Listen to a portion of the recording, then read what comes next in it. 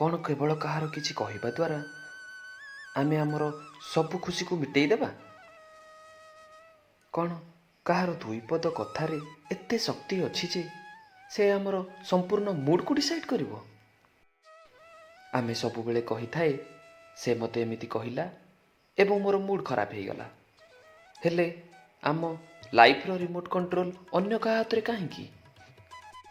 ଯିଏ ଯେତେବେଳେ ଚାହିଁବ ଆମକୁ ଖୁସି କରିଦେଇ ଚାଲିଯିବ, ଆଉ ଯେତେବେଳେ ଚାହିଁବ ଆମକୁ ଦୁଃଖୀ କରିଦେଇ ଚାଲିଯିବ।